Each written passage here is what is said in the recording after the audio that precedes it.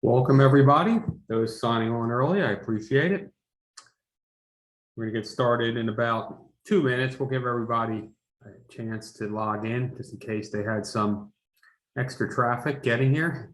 Actually, it took me a little while to log in tonight on Zoom. Usually it's like immediate, so hopefully everybody will join you shortly. In the interim, those online, if you want to try your Q&A and just tell us where you're listening from. Hopefully you're somewhere here on this map. We're all assuming most people are from the Northeast. We get people as far away as Canada. We had some from Florida, actually, 2 months ago. Again, these are all people that had properties in this southeastern Pennsylvania, Philadelphia region. We're going to start in about another minute. I'm just waiting for some more people to come on board. We have a lot of people tonight. There we go. Looks like everybody's coming online, so welcome. Thanks for joining, everyone. We're going to start in about another minute. We'll probably go about an hour. If you want to practice your Q&A,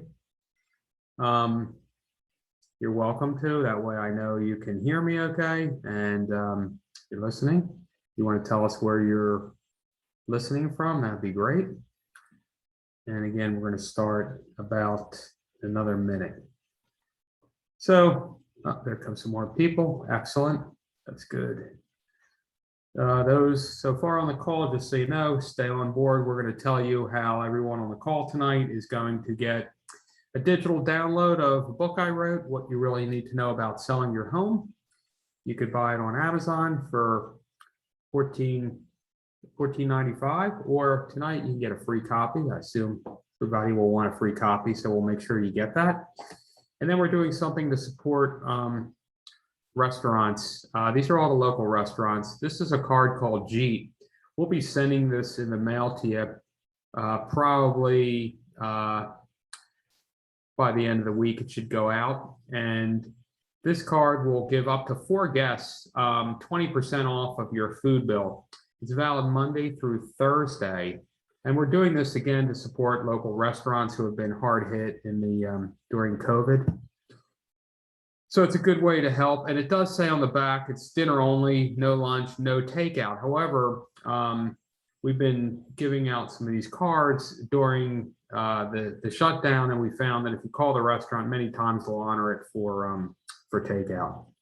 Okay, so there's someone who responded. Someone's watching is in the suburbs of Philadelphia. So that's pretty much what everyone, we had some people before from New Jersey and Delaware. Most are Chester, Delaware, Montgomery, Bucks, and Philadelphia. And those are the markets that I service.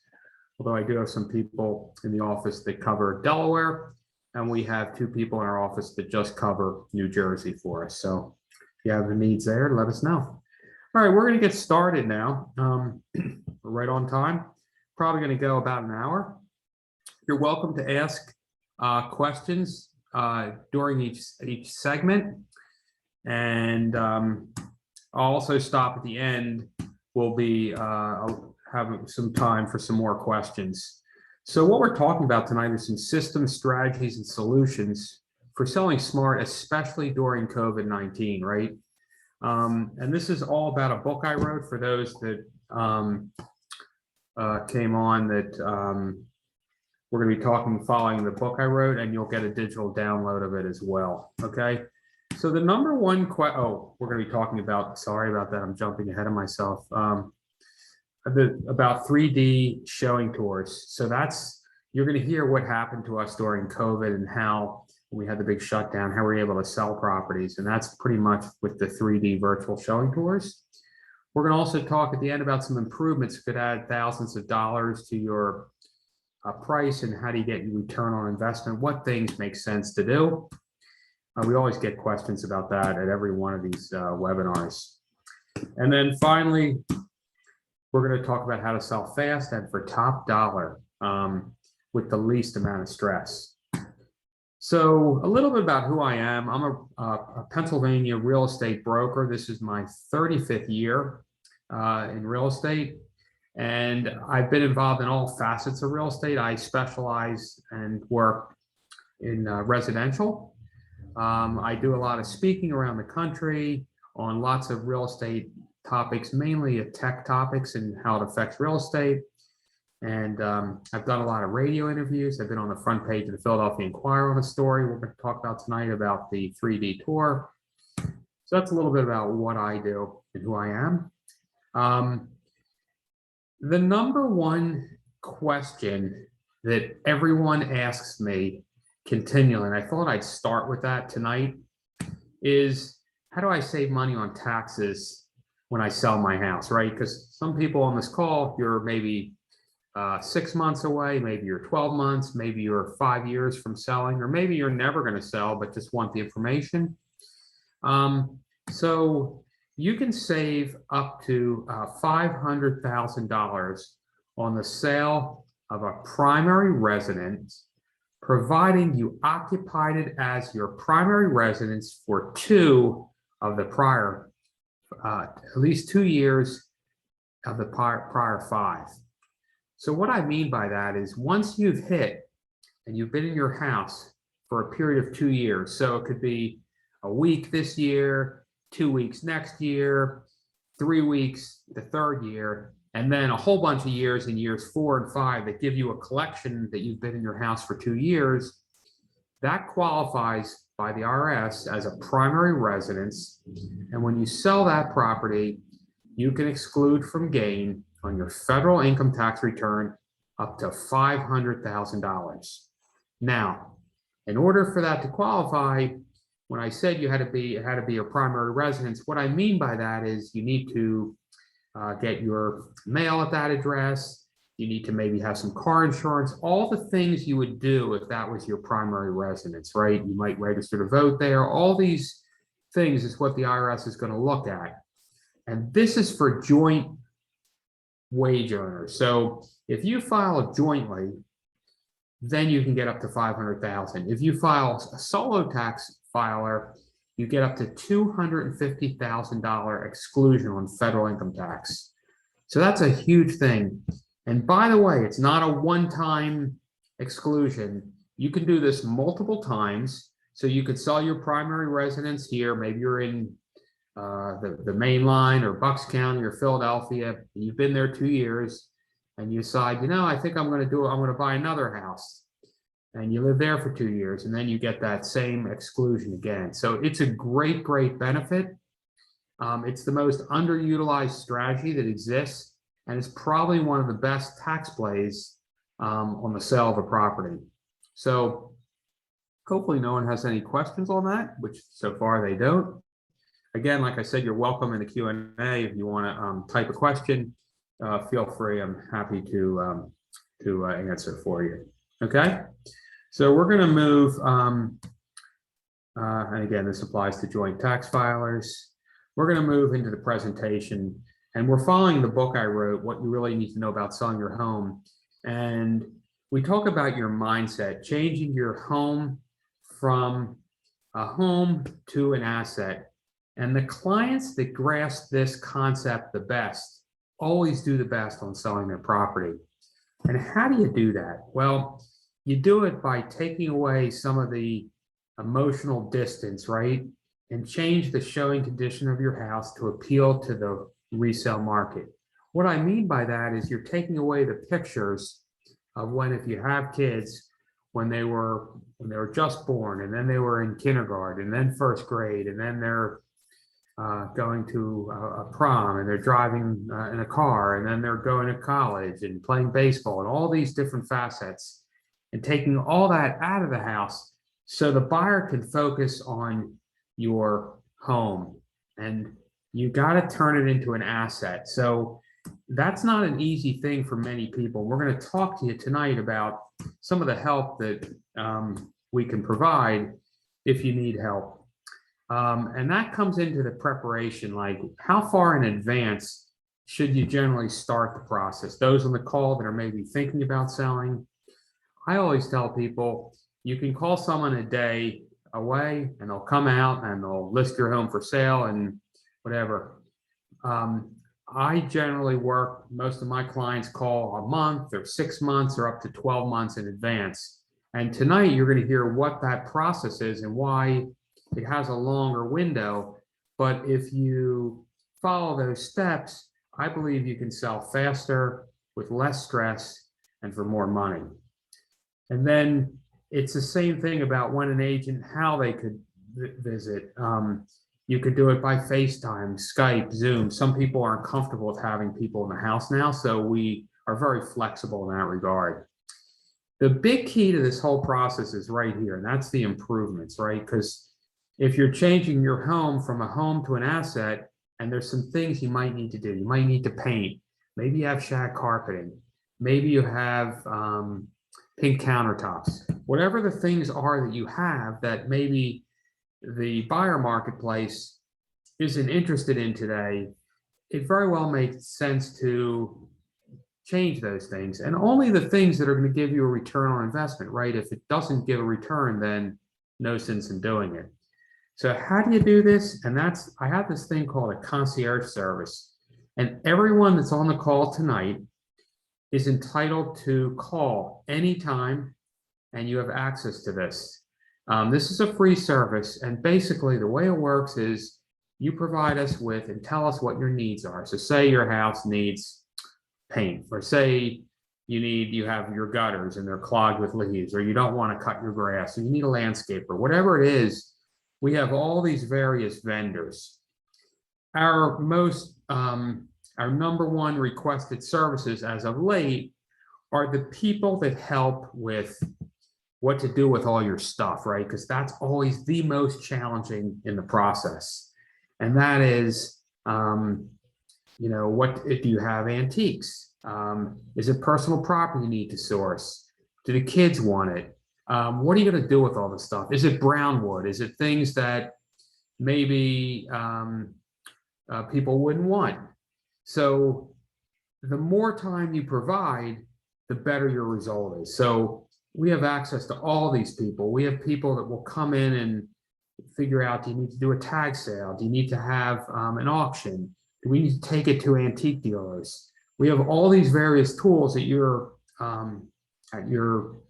call. So whatever you need, feel free to call. I'm just going to pick on one category here. That's the painter category.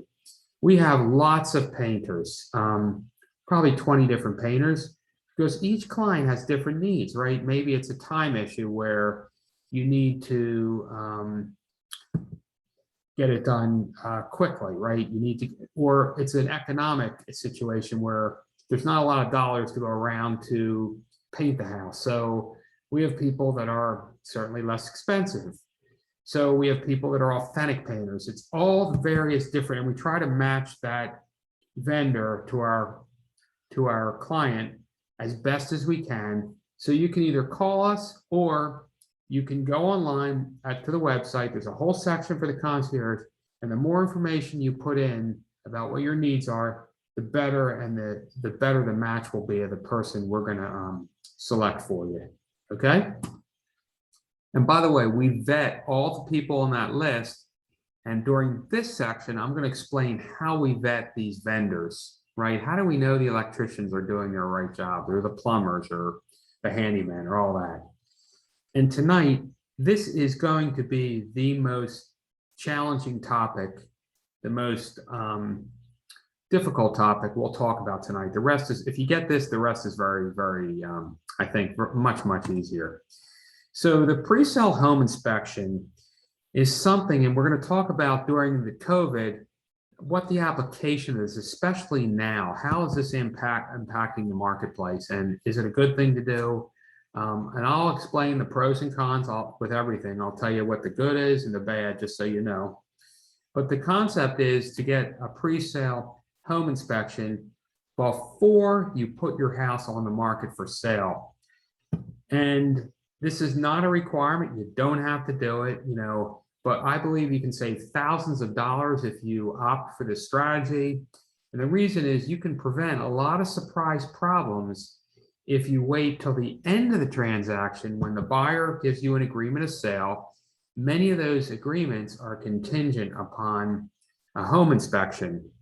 So because they're contingent on a home inspection, the buyer has the ability to renegotiate the price on you or put you in an unfavorable position by saying, aha, I don't like the grading or the roof or the electric. I want you to fix it. And now you're in this very compressed time frame where it's much harder for you to go out and get estimates and try to get it done very efficiently, right? Because you've kind of taken your house off the market because you've entered into an agreement with the buyer. What I'm proposing here is doing it in advance of you selling your home, right? And the benefit of it is to eliminate the back end negotiation where the buyer comes back to you and says, that house that I just gave you an offer of 400,000, I now want to lower it down to 382,000 because we found things wrong with your house. So the concept here is to do it in advance. The benefits of it, besides saving lots of money for you, is it helps give the buyer a lot more confidence. And especially during COVID, let's look back to March of 2020, when the governor shut us down completely. Like the real estate, our office was closed, we weren't allowed to show things. And what we found is for about the first week or two, it went silent, right? No one was doing anything. And then all of a sudden, people started making offers on properties before they saw them. And every one of our properties had this pre-sale inspection, right? So if you're at home and you're looking online and you're looking at our pictures and the videos and the floor plans and the websites and all the things we've done for the property, you now get the benefit of this pre-sale home inspection, which is kind of like a safety blanket, right? So the idea of it, though, is when you do the pre-sale home inspection in advance, we're setting the expectation up for the buyer that we're asking the buyer, here you go, Mr. or Mrs. Buyer, here's the pre-sale home inspection, here it is. And these are the things wrong with this property. We know there are things wrong with it, right? There's defects. But we're asking you, Mr. or Mrs. Buyer, we want certain language in our contract, and that language is exclude the defects identified on the pre-sale home inspection report performed by ASHI Home Inspector Mr. X or Mrs. X, right? So we want that wording right in the agreement because we're not looking for that buyer to renegotiate a price, right? We want, when we sell the home for $500,000, we want to go to settlement and we want to get $500,000. And especially in COVID, when the market's moving very, very quickly, many times sellers are trying, and one of the strategies is to sell the property as is, right? We don't want to do anything. We want to sell the home. We don't want to make any repairs. We don't want to inspect any, we don't want anything. And many times we're saying, we don't even want inspections. It's much easier to get away with that as a home seller if you present a pre-sale home inspection, right? So it's a written report, it's done by a real person. They list all kinds of issues with the house. The concept of the pre-sale home inspection is that you as the seller can elect to perform this inspection and say it comes up with 10 items that are wrong with your house, 15 items, whatever that is. If you do this well in advance of putting your house on the market for sale, right, you have an opportunity to maybe decide if you want to fix some of those things, right, to decrease the number of issues, right? And by decreasing the issues, it's much more palatable for the buyer. And we would strategically figure out which items do we want to take care of, right? Because what we're going to try to do strategically is pick one vendor that can knock off, 5 things, 4 things, right? To make less items, defects on the report, right? So that's the concept. And again, this is not a simple concept. Typically in the Northeast, This strategy is not utilized much.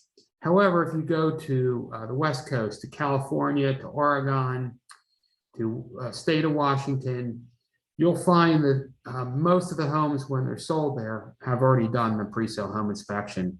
And my belief is many of the things in our Northeast part of the world come from the Western side of the country and eventually move here. So I do think at some point, everybody will be doing it. It's just, slowly catching on.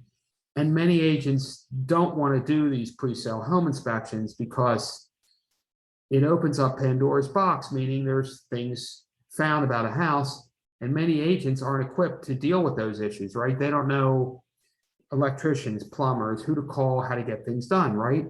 So my belief is that seller gets the highest price if we can knock out the home inspection, right? If we don't have to do an inspection, the seller can come out with a higher price. Now, remember in the beginning, I said there's pros and cons with the pre-sale home inspection. So the pros were, I think you can save lots of money. You cut down on a lot of your stress. You can prevent things happening at the end of the transaction, right, where they try to renegotiate. And it really is a blanket. It helps that buyer feel a lot better. The downside of the pre-sale is that once you do an inspection and you uncover a defect, you have an obligation of disclosure. So you do need to disclose that. So that would go on your pre-sale, your seller property disclosure statement, or you would give a copy. I typically give a copy of the home inspection report and a copy of the seller disclosure, which really helps the confidence level of a buyer. And especially in COVID, right? Because it's a great opportunity to try to sell a house without having any inspections. So statistically, pre-COVID, when we were doing this strategy for the last 7 or so years, about 50% of the time, the buyer would accept our report and look at it and say, I'm not going to spend money and do another one. You've already done it. I'm happy with it. The other 50% of the time, the buyer, the agent didn't trust us, didn't like our report, wanted to get their own. It's absolutely fine. But remember I said about the contract language, we can exclude the defects, so we don't want them to renegotiate your price. So that's the pre-sale home inspection. I'm going to give a second to see if anyone has any questions, and I'm shocked. I usually get all kinds of questions here.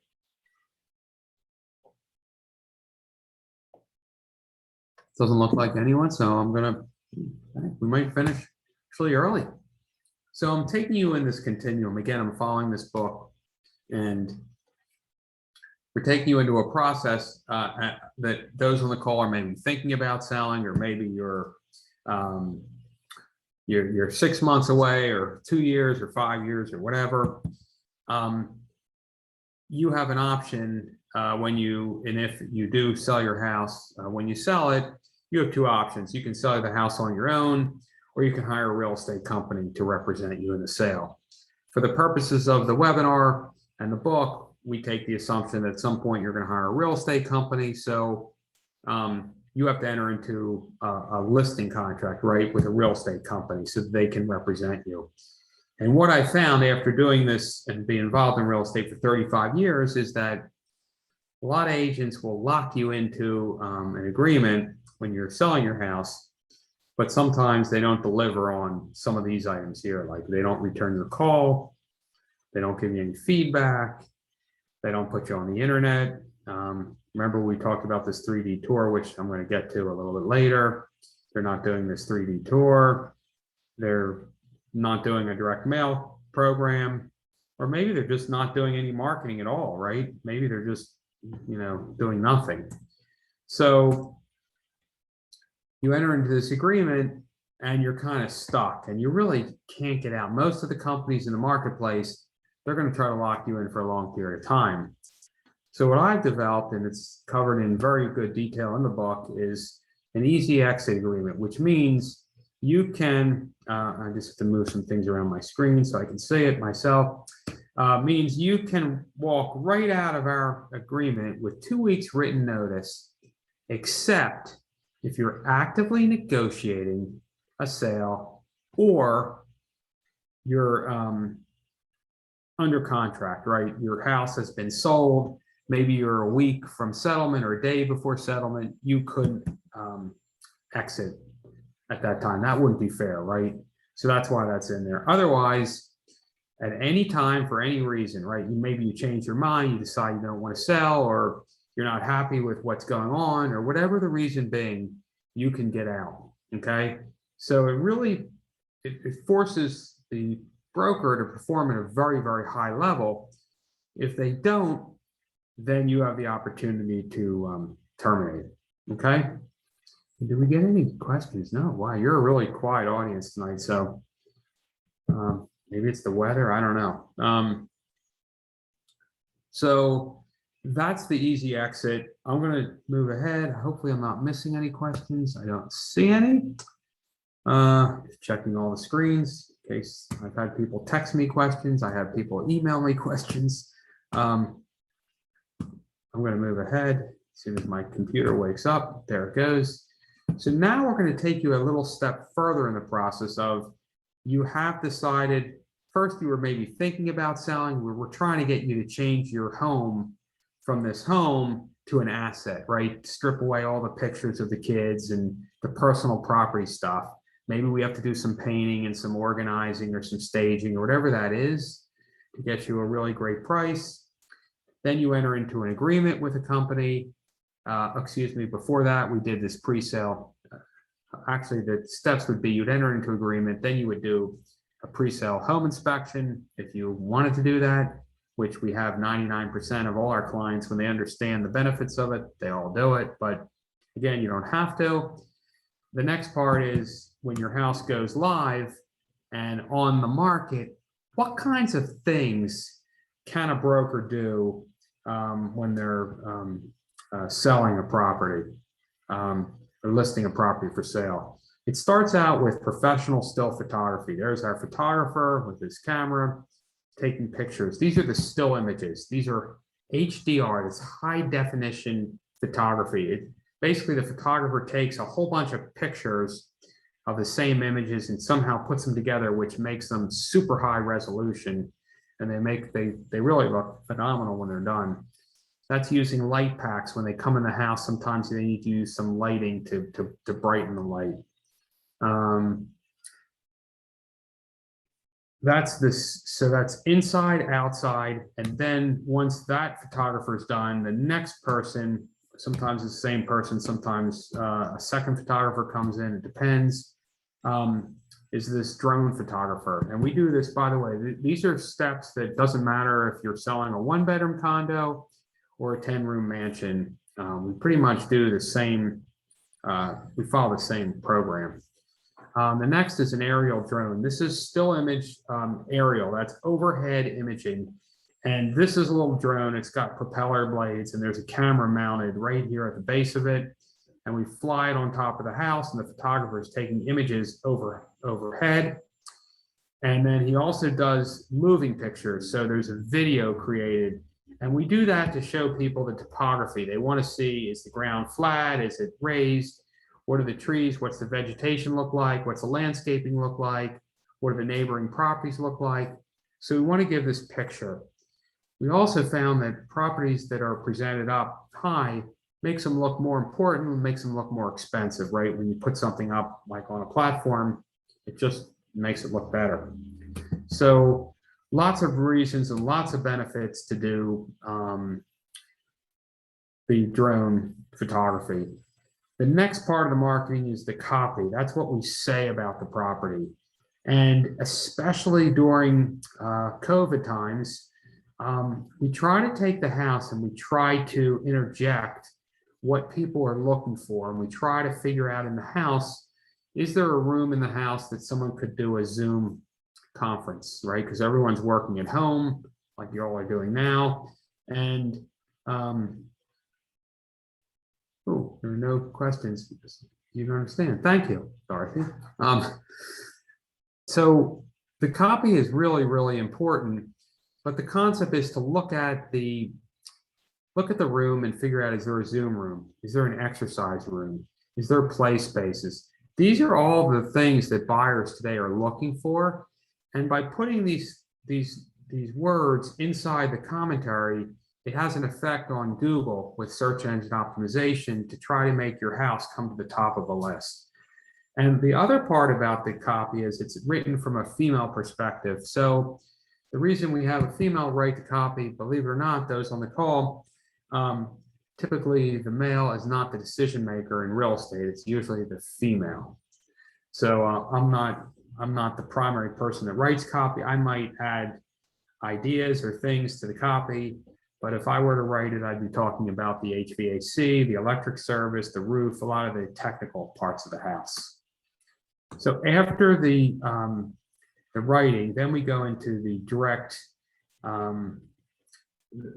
mail. Now, this is of all the things we do, I've been using direct mail for 35 years, and different times it's worked okay, and then it got not okay, and now it's like really okay, because what we find is very few people are using the mailbox anymore. So we get a lot more interest in calls, and our statistics on direct mail have shot up significantly. Because direct mail is obviously it's expensive, it takes time. The benefits of direct mail are you can target. So if you're selling a home in Ardmore, maybe we know the person's coming from a certain geographic area. We can look at some of the analytical data to figure out where people are coming from that are buying in a particular neighborhood. And then depending on the type of property we're selling, we might really narrow it down. I'm going to give you two examples. The left side of the screen is a contemporary home we were selling. And basically what we found is most people buying a contemporary home are coming from another contemporary home. It would be rare that somebody is coming from a colonial home that's going to buy a contemporary. Could it happen? Absolutely could. The benefit of the direct mail, though, is we can really target in like so narrow. Like we've sent out cards that are 4-bedroom houses to people that own 3-bedroom homes that have 3 children, and someone's in their second trimester of pregnancy, right? We can drill down the data very specifically for whatever we need to do, and then really target. Like we did the card on the right side, we were selling a property in the Chester County that was like part of the Hunt Country. And instead of putting a picture of the house on the card, we put a picture of a horse. So this card got direct marketed or direct mailed to people that subscribe to sort of horse publications. They own horses, they've ridden horses, they take horse lessons.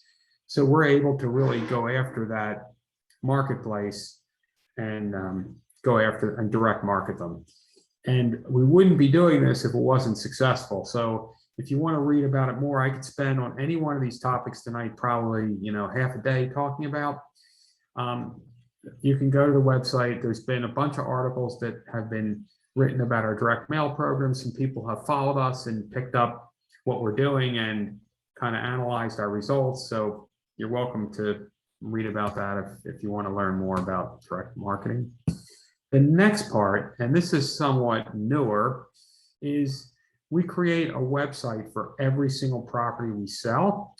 And the reason we do websites are for kind of a couple reasons. The number one reason is for Google. And Google, to get to the top of Google, right, there's certain things you can do that help you get to the top. And if you're not at the top, when buyers are looking, buyers don't see your house, right? They're not going to go to the page 2, page 3 of the search engine result pages. They're really looking at the first, couple things. So this particular property we're selling, hopefully you can see down in here, the URL has the address of the property, and that's because Google likes that. You're also noting that this is the actual website, and this is an aerial picture, right? So people have already gone to other sites to then go to our single property website, right? They're coming from somewhere else. And since they're coming from somewhere else, they've already saw, this was the first picture that they saw. This is an enhanced photo. So remember what I said, we have photography where we take pictures, still image photography. What I forgot to tell you is we also take the first picture typically and we enhance it. So we make it so it's super vibrant. And this is a really small picture, but you can see that there's sun behind it. We illuminate the windows. And we're doing all this because we want to make sure the property comes up. So it forces someone who sees that picture to want to go to the next picture, right? Because that's the goal of what we do. We want to draw people in. So once they look at the first picture, it makes them want to go to the second picture and third picture and then read all the commentary. So the way this single property website works is it's kind of like a repository. It holds all our pictures, it holds the comments, and then it has some other pictures. And then see all down here, there's a floor plan of the property, which we're going to talk about shortly and how that works. But this is the single property website. It's highly, highly effective, and it does help immensely with Google. My most fun topic of tonight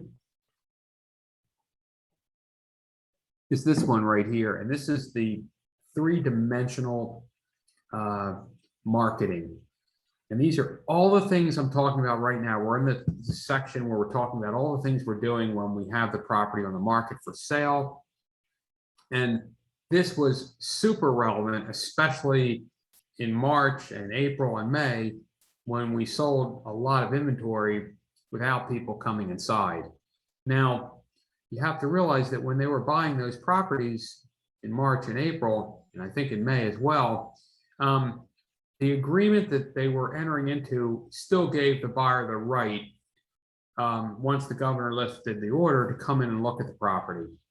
And when we did that, we find of all the properties we sold, we only had one property that fell apart, and it fell apart because the buyer was in the restaurant industry of a multi-chain, management capacity, and that multi-chain shut down, and the person lost his job and couldn't get the mortgage.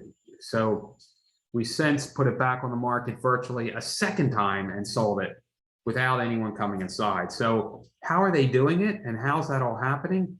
We never set this up with the idea there was going to be, a pandemic and all that. I'm a tech geek, so I like technology. This technology, the way it works is it creates a video, like a three-dimensional video of your property, and that can be viewed on an iPhone, an iPad, a PC, an Apple, whatever you have, you can just view it. It's super easy to watch. And this is a dollhouse view of when these are created. But the way it's created, see this aqua like blue little target here? This is just one spot. And these take, just to give you an idea, to create this 3D video of every property, on average, we'll probably spend 3 or 3.5 hours filming it. And the reason it takes so long is we set the computer camera down in this spot right here. And then the operator needs to leave the room and get out of the way because they don't want to get picked up in the picture. It's kind of like when you go to the dentist and the tech's doing your x-ray, and then they leave the room and they hit a button and then they come back. But imagine you have to do this. Sometimes we've had houses where we've moved this device 200 times, okay? So you set the device down in the room, you move it 2.5 feet, you leave the room, you turn it on, and when you turn it on, it has lenses all the way around the computer camera, and it's spinning up and down and left and right, and it's shooting lasers out, right? Because it's taking capturing the data of each room. And when you move this, you're also moving it up and down staircases, right? Because you want to get the stairs in it. And when you're done, you have this crazy, wonderful 3D tour. They're super easy to navigate. It's great for social distancing, right? Because you don't necessarily need to come inside. And what we're seeing, we believe, past COVID, that the market seems to be moving in this direction where more and more people were finding or watching our analytics of our tours shoot up as more and more people are watching these. The other thing is it's like a 24/7 open house. So it opens up your house without having people come inside for showing, for visiting it, viewing it without coming inside. Now, obviously you can't smell it, you can't touch it, but these are pretty impactful. The best part about it is, see this down here on the right, remember I said I was featured in the Philadelphia Inquirer. When these first came out, they did a story. I'm an early adopter. I was the first one in the market to obtain the technology and train people and figure out how to use it. And we decided we were going to use it for every single property. But what you're looking at here is, if you have these goggles, every one of these tours can be viewed in virtual reality. So we take these regular tours that you can watch on your computer. We also turn them into virtual VR, right? So if you have those goggles, the way the goggles work is you would just insert your phone into a slot on the goggles, and you basically immerse yourself inside this home as if you're actually inside it. It's almost, I describe it as, if you've ever done VR, it's like watching like a roller coaster ride. If you've ever watched somebody, I had my kids, I once did a little test, and I gave each of my daughters the glasses, and I turned on a roller coaster, and I watched them, and they were like on the floor and turning and twisting, and it was like you could hear them screaming, and it's like you're physically there. That's how I can describe it. It's really interesting. All the future of real estate is all going to be in this technology, right? You're going to be able to have people join you inside these virtual reality spaces. You could have your decorator, who could be in New York City. Your kids might have moved to Arizona. Maybe they're in Colorado, and they can all join in and look at your house, or the house you're thinking about. And they could say, oh, let's change the wall to white or red or green, or I want to put my piano in here. Will it fit? And by the way, yes, it will, because there's a virtual ruler that comes with this. You can measure windows to figure out, your window treatments that you need, your counter space. It's an amazing, amazing technology, and it's super easy to share on social media. So that's another reason we like it a whole bunch. Now, we have a lot of people on the call tonight, so I'm not going to demonstrate one, but normally I would. You can just, if you go to the website, you can see some of our listings, and they all have them, and you can, try it and see the technology if you haven't. Incidentally, we did some research during COVID. We actually did it about 2 years before. We did it during COVID, and we looked at the utilization rate of how much in the market were using these tours. The most surprising statistic I've ever seen, it's only like 26% of all houses have these. And again, it takes, 3-4 hours. The technology is still very, very expensive. So most people aren't adopting it as fast as I thought they would, but eventually I think as prices come down, more people will do it. The best part about this technology, and why I get really excited about it, is it can produce a floor plan. So look at this. This is what we do for every property, right? This is a floor plan. And what's so great about this technology is, remember I said it's shooting lasers? I don't tell the computer any of this information that it's figuring out. This is artificial intelligence at its best. So what this computer is doing is, our videographer goes in and shoots this house, maybe it's 3 hours or 4, depending on, we've had some that actually have taken all day, because they're larger square footage homes. So it takes certainly a lot longer to film.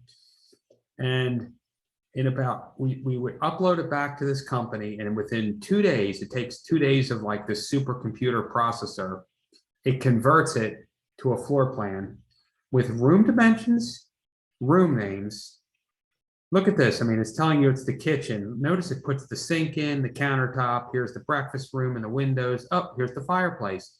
You could measure and figure out how big of a flat panel you could put here because you can bring up a virtual ruler. You can use it to figure out, geez, I'd love to open this wall. What would it look like if we open this wall up so we get circulation around this house? Tons of applications, right? It's good for insurance purposes, right? The video and the floor plan is great. You can inventory your entire house and floor plan because it basically creates a complete inventory of everything because these images, you can zone in and zoom in on things. You can see everything. The best part about it is look all the way down here. Do you see the square footage? And my screen's blocked, so let me move some things. Okay. Do you see down here it says total 2324 square feet. So those on the call that are in Philadelphia, Montgomery County, Chester, Bucks, Delaware, the county keeps track of how big your house is, right? There's like a calculation. And all these algorithms that exist, Zillow and Truly, and all these places that have algorithms that figure out what your house is worth, they base it on what the county says your square footage is, right? But what we found in doing these floor plans is many times we do these floor plans and we find out, aha, your house is actually larger than what the county thinks your house is. So guess what? In that circumstance, that means your house is now worth more money, right? Because the square footage is greater than what you thought about it was. Because if you look at the county records in Montgomery County or Chester County or Bucks or Delaware or Philadelphia, it's going to say how big it is. But this technology is going to show you possibly a different number, which can impact your value. Now, remember I said that it's shooting lasers, right? A laser, when this device and the operator leaves the room, it's shooting lasers. The lasers are shooting on the inside of the room, the walls. It's shooting from this wall to this wall, right? This wall to this wall, this wall to this wall. So when the house gets appraised, they're typically measuring from the outside, right? And there's thickness of wall that comes into play. So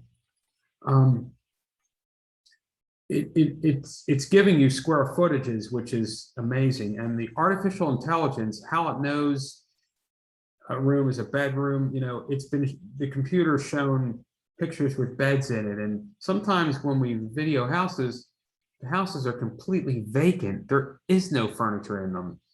And the computer, I've yet to see it make a mistake. I mean, it comes back and it just figures out the room names because it's like process of elimination. It probably starts in the kitchen, right? Because it figures that out, in the living room, dining room, and the family room are probably the easy ones. The hard ones are the extra bonus rooms and some of the bedrooms and things. But it knows based on whether it has a bathroom or proximity to the bathroom. That's how it's figuring all this out. So phenomenal technology. We did get a question. I'm going to hold that because it applied to something we covered already. I'll hold it closer to the end. So we're still in the active, and how are we doing on time? We're doing great. Then we get into the websites, right? We want to get the house on the internet, and it's so important. And when we get it on the internet, all these things we just talked to you about, like the floor plan, the 3D tour, the virtual reality, all those items come with, you know, they're part of the listing. So it gets uploaded to these various sites. And there's a whole bunch of different sites. I'm going to just pick a couple that you probably have maybe used or heard of. One is Zillow. That's pretty popular right now. People go to Zillow a lot of times for looking for homes. Realtor.com is another one. That's about 86% of the population goes there before they look for a home. Trulia, the Inquirer, you know, Realtor, all these various sites. Again, they vary. We just know we need to be in all of them. And they vary because sometimes these websites are doing promotions that makes them more relevant. And some other times, traffic decreases, but we just know we need to send our data to all of these websites. The next part we're going to talk to you about, we're still in the active marketing, is all the social media. So we link everything to social media, right? So we're in Facebook and Instagram and Twitter and YouTube and LinkedIn. Those are our primary social sites that we like posting stuff on. And it's very important that our goal is to get your house to come to the top of list. So all these various tools and techniques we're talking about are designed to help make that happen, right? By the way, having a video that goes with your house, I mean, you're like 10 steps ahead of everyone else that doesn't have one, right? Because people today, before they come inside to look at your home, to schedule a showing, they're going online, right? They're looking at the pictures. They're looking at the aerials. They're looking at the floor plans. They're going to walk through these videos. I can tell you because we watch all the analytics. So what I'd encourage you to do is you're welcome to, like us, follow us, watch us. And I'd also challenge you to see how we come up on Google, for example. And one thing you could do to test it is just put my name into your search bar of Google and see how it come up. I am very, very focused in that world. So everything I do is related to, not only getting my clients' homes when we're selling properties to the top of list, but getting my brokerage and myself at the top of Google. And it's not easy. I went back to school to take a class on search engine optimization, but if you follow all the steps, it helps immensely. And you might want to like us, follow us. We do all kinds of promotions. We have our best one my favorite one coming up is Thanksgiving. We do a pie giveaway. We have apple and pumpkin pies. And we've done that and people love that. And it's a great time. And it's one of our favorite things. So you're welcome to sign up and you could be part of that. Now we're taking a step further into the process of your house is on the market. We talked about all the marketing. Now we need people to come in and show your home. And we need other real estate companies to schedule showings to come in to look at your home. So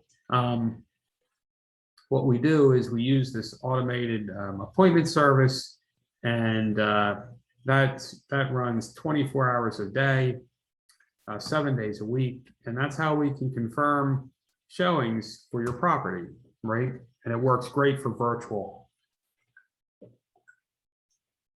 The virtual stuff, especially now, it's a great system. We can basically schedule showings exactly how our seller, which is our client, wants to be notified, whether that means you have in-laws in your house, you have young kids, you have a guest visiting with you. How do you want to be? You want to be text messaged? You want to be called? You have to call someone at work. Someone is at home. You have to notify the babysitter. Whatever that is, the system can follow your wishes exactly the way you want. And it keeps us informed. Like I know when we're selling a property, I know who's showing it. I know what time they're going to be there. I know if the seller said Tuesday at 2 o'clock isn't a good time. It's a great system to keep track of everything. The best part about the system is it's fantastic for getting feedback, right? And by the way, we do not edit any of the feedback.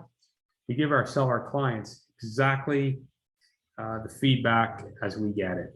So be prepared, it's unedited, whatever people say. And then I'm very graphical, so I like to look at things analytically too.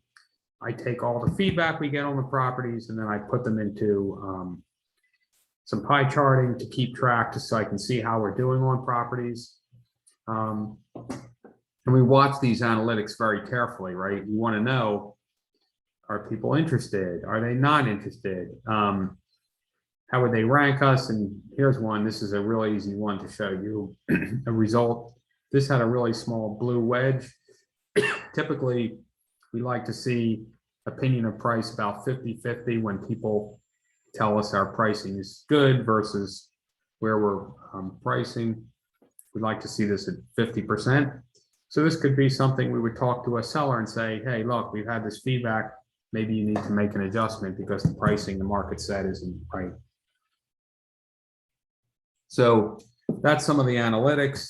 The next part of the presentation, I'm trying to wrap it up so we end right on time. And I know I have another question which I'm going to answer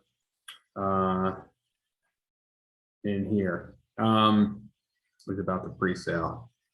Okay, I'm going to answer it right down here. So these are some questions that I thought those on the call, if you're maybe thinking of selling, excuse me, or and you want to interview agents, I encourage you to do so. So these are some of the best questions. In the book, there's, I think, 12. We cover 12 questions to ask. But what I did for the purpose, we only have so much time tonight. I picked the 5 best ones. I put my answers in yellow. First one was how long have you been marketing real estate? I said, I've been doing this for 35 years, so since 1986. And then the second question, I think, is a great question to ask. Am I locked into a contract with you? If so, for how long, right? You want to know, are they making you sign for a year? You might say, yeah, that's way too long. I don't want to do that. And then my answer is, remember, I work on easy exit. So if someone's unhappy, they can be released with 2 weeks advance written notice, right? Except if someone's actively negotiating or the house is pending. And then we talk about what is your average sale price to list price? Great question, right? By the way, these answers in yellow were done before COVID. So we've been extremely busy. Market's moving super fast. So we haven't updated. We're probably running about 100, 101% because some things are selling over the asking price. But right before March, we were running about 98%. So if we listed a property for 100,000, it would typically sell for 98,000. And at that time, when we did our analysis, the rest of the market was running at 90%, right? We looked at all the counties, Chester, Delaware, Bucks, Montgomery, and Philadelphia to get these numbers.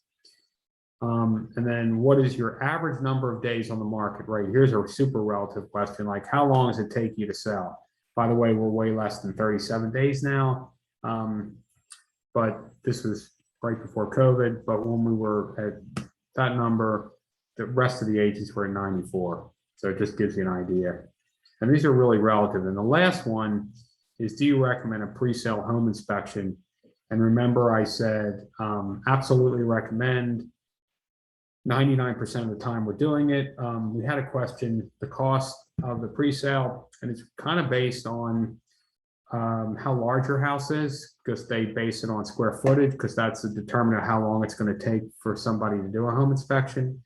But I'm going to say if your house is, I'm just picking an example, your house is on the main line and it's 3,000 square foot colonial, 2-story colonial, you built in 1980, so I don't know. I'm going to say that pre-sale home inspections maybe $525. That's my guesstimate. But again, if it's smaller, it would be less. And if it's larger and there's a carriage house and you have outbuildings and garages and stuff, then maybe more. And then I want to do a quick wrap up and then answer any other questions. We got very few questions tonight, so either I've been doing these so long, either after you do them so many times that maybe there aren't a lot of questions, but certainly we're going to ask you, don't forget, everybody on the call, I think some people came in late, but just to recap, everyone, we're going to send you this Jeet card, which will get you 20% off restaurants. You just need to go to this website and you'll look to see that, if the restaurant you're interested in is on the website. It's basically in most of the counties and South Jersey, Delaware, Southern New Jersey too. It covers for restaurants. We're also going to get you a digital download of the book I wrote. We talked about that. And we're going to send you a survey. I'd be super grateful for everyone on the call to give us feedback. It's really helpful because I keep changing these and adding and subtracting stuff as people give me commentary. It's really helpful. Also, if you're part of you're still working or you're part of a group, I go to law firms, accounting firms. I've done these webinars at in person, pre-COVID. I have not done any in person yet, but maybe at some point I will again start doing that. You're welcome to call us. So what we talked about tonight was we talked about this three-dimensional tour, and that's where I got really excited. It's that model that was up on the screen. Again, this is stuff we do for every single property. Then we talked about changing it or converting it to a virtual reality video, right? Every 3D we make into a virtual. And again, you need the goggles to be able to watch this. You could get cardboard ones for, I don't know, probably $1 or so if you wanted to. There's some real basic ones, and they do a fairly good job. Then we jumped into the floor plan, which was the result of this 3D tour after we did the virtual reality. For every single property, we create a floor plan that also calculates square footage. So that's a huge benefit, these floor plans. And by the way, I've done some analytics on this as well. These are utilized even way, way less than 3D tours because, again, they cost money, they take a lot of time to produce, and people, a lot of agents don't want to do that, but I found they're super beneficial for a home seller. And I think it's a great tool to have. The next, we showed you some still image photography. Remember I said that we do enhancement. And by the way, on that topic, we do disclose to the public that some of our pictures may have been enhanced. And the only ones we typically enhance are the first picture, because when you're looking on the internet, we want your home to stand out like, boom, what is this house? I want to see more. We also typically will enhance the fireplaces. So if your house has a fireplace or multiples, it's very hard to get digital images with the fireplace lit. So we can do that electronically. We have a vendor that does that for us. And then we also take all the flat panels. If you have TVs and flat panels throughout your house or on the fireplace, wherever they are, we'll put image appropriate, we'll put images on that, on the flat panel that's appropriate for the room. So the coloration matches and the seasons match and all that. Then we got into the aerial drone, which is, the overhead, which people want to see the topography and, want to see who's next to you and what the neighborhood's like. We also talk about the easy exit.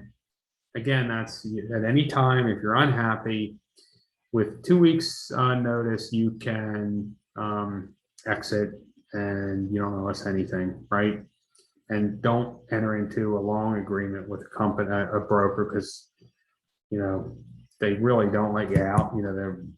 That's why companies make you sign long agreements, because it's very hard for them to monitor quality control. So if they let all their agents or their people exit, they'd be in big trouble. So it's hard for some of the larger companies to do that. And then the last part of what we talked about is, remember we talked about the single property website, which all the benefits, and main benefit we're doing it is for search engine optimization, which is getting your house to come to the top of a list. And then we do some targeted direct marketing for our home sellers. And remember we showed you 2 pictures. There's a picture of a horse on one side and a contemporary house.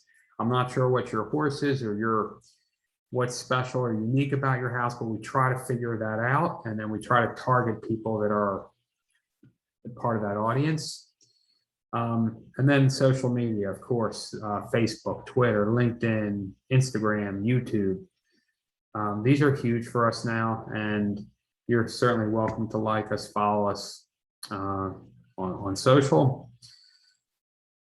This one was early on in the presentation. I think some people came in and might have missed that, but just in a nutshell, don't forget, anyone on the call, you have free access to this just by being on the call. Even if you never sell your home, it's okay, because we believe what goes around comes around. So we're more than happy to help people, even if they never move.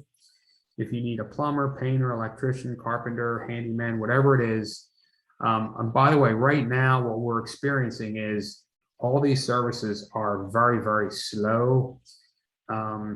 So there are challenges, just like there's challenges, ordering cars and getting your electronics for your dryer, a washing machine or a dryer, because they're back ordered. Today, we're dealing with challenges. We have a client that's painting a house and they wanted this certain color of gray, and they're out of, they got, I think, 2 tubs of paint, and now they called and said they need more. And believe it or not, the paint store was out of the mixing, the base white color to mix this gray paint. So it's trickled through all facets of, the concierge right now. So just, understand that. These 2 things we didn't talk about, and I'm going to talk about briefly now. The first is absorption analysis, and this is really interesting. And this is, when is the best time to sell your home? That's kind of the question. And that's what this absorption analysis will tell you. It's an analytical study we do for every single home seller before we figure out what the price is or what the house is worth or whatever. This tells us how long it's going to take for the market to absorb your home.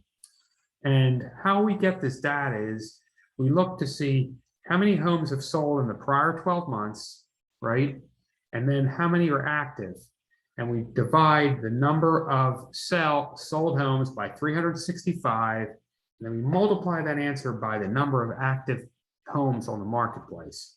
So if your home happens, then I think I kept picking on Ardmore. I don't know why Ardmore, but your home happens to be in Ardmore, we would look at Ardmore, right? If it's a single family, we would only compare it against other single family homes in Ardmore.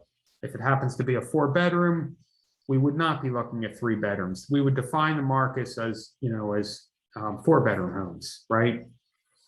And the best time to sell, now this is all pre-COVID. So if COVID never reared its head, I would have told you, when I've been doing these for the last, 10 years, when we do absorption, it would be the month of December and January. Now you're probably thinking, that's insane. Like, that's not the best time. My house looks terrible. The yard's not great and all that. But we're talking about the analytics, and analytically, the supply of homes is always the lowest during that period of time, because people that don't sell their home typically take them off the market in by Halloween or Thanksgiving time. Certainly by the holidays, they're off. And they typically don't put them back on the market until after the Super Bowl. So the number of active inventory on the market's the lowest, which makes the absorption number low, and the houses sell super fast during that time. Now we enter the COVID world. And during COVID, when is the best time to sell? It's actually now, because the supply is super, super low. I've been running these absorptions even during COVID, and we're seeing numbers of 14 days and 10 days. And if it was a higher priced property, say it's a $3 million home, it's going to be a lot longer, right? That market's not as liquid. But if it's 600,000, it's so liquid, and things are moving very quickly. So we've seen the market start to slow a little bit. It started in early July, and we're seeing some more price changes. We're seeing a little more flexibility on pricing. We've had a bunch of sellers, most recently, those in the office that represent buyers have told us that they've been able to negotiate some things for their buyers, like having some things fixed in the house, which typically you couldn't do in March, April, May, when things were just flying off the shelf. And the next part is the historic home researcher. And this is for those on the call, if you happen to have an historically significant home, we have a researcher on staff who does research. And the reason we do this is the historical home buyer typically is very interested in the history of the house.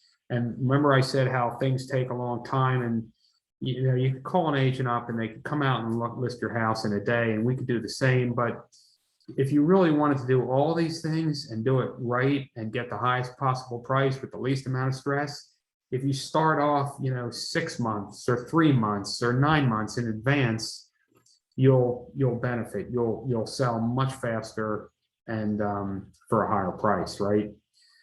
So think, oh, I'm going to open it up now. You've been a really quiet group tonight. So either I'm covering material really well, or you all maybe have been involved in real estate in the past. I haven't had many questions, which someone said because it was easy to understand. So that's good. I appreciate that comment. Thank you. And again, I'm going to remind everyone that we're going to be sending some stuff to them. The restaurant card and the digital download. We'll also send the survey, which is really helpful. I'd be grateful if you could take a couple minutes, and I think it's like a PDF fillable. You can just fill it in and send it back. The question, I did say I was going to talk about it, and usually by now I usually have this question 3 times and I didn't get it, so I'm going to throw it up anyway, or say the most popular question always is, what kinds of things should I do to my house to get the most amount of money for it? Where's the best return on investment? What do you recommend to people to do? And the answer to that question is, it's the exterior of the house. If you're only going to focus on one thing and one thing only, it's the exterior. And I say that it has to do with from the time that someone pulls up in their car, parks the car, gets out of the car, and walks up to your front door. What's the experience like to get there, right? How's the landscaping look? How's the path? Is the path, overgrown and forces 2 people walking arm in arm to go single file and subliminally, move? What happens when you get to the front door? What does the door look like? Are there flowers there? Is the kick plate polished? Is the door great? Is the door been wiped down? Is it clean? Studies, and I follow all kinds of analytics on return on investment. The highest return on investment is your front door. That can produce a return of 101%. As you go inside the door, open up the door and go inside, return on investment falls significantly, such as kitchens and bathrooms. You could be at 55 cents, meaning if you just spent, $100,000 on a kitchen, it might only get you back $55,000 in return. Now, that's not a good investment. What you could do instead is, we might look at your kitchen and look at what's your neighborhood like? What are the other houses like? What's the competition look like?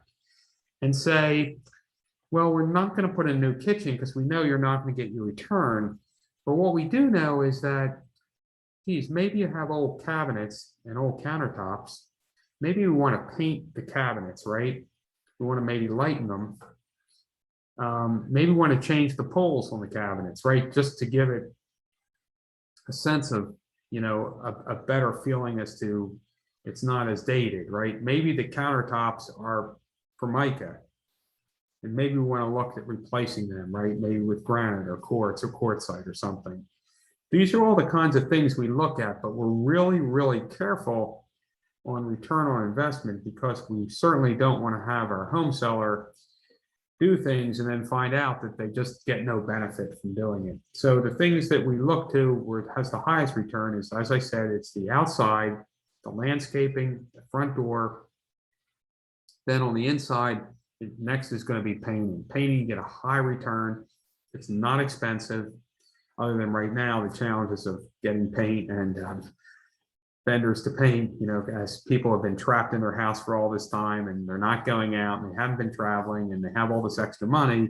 What are they all doing? They're all, you know, they've been living in their house and they say, I don't like this color, I don't like this bathroom or whatever. And all these people now are doing all this work, right? Because you can look at how's Home Depot doing, how's Lowe's doing, you know, and how are those stocks doing? And all those things you can see are as a result of, you know, the environment we're in right now. So I'm always very, very careful on making recommendations. So if we were to do anything, I'd say it's always the exterior first. Any other questions? You've been really quiet, other than you had some chat, not a lot. Again, you can use the Q&A. I'm hoping I didn't miss any. I'm hoping no one texted me, because sometimes I do get. Let's see, no other questions. We went a little bit over. I usually go about an hour, but you're more than welcome. If you think of questions, you can text them or email or call. I'm more than happy to answer any questions that you might have. I'm sure you'll think of something you wish you had answered and you didn't. Only natural. And I want to thank everybody for spending their Monday. I know there's probably tons of other stuff on TV or something tonight, although I don't really watch much TV, but I'm sure there's always something that, that you gave up to join. And I thank you for coming, and hopefully you found this helpful. And stay in touch. I'd love to stay in touch with you. And if we have no other questions, which I don't see any, we're gonna wrap up and have a great evening, everyone.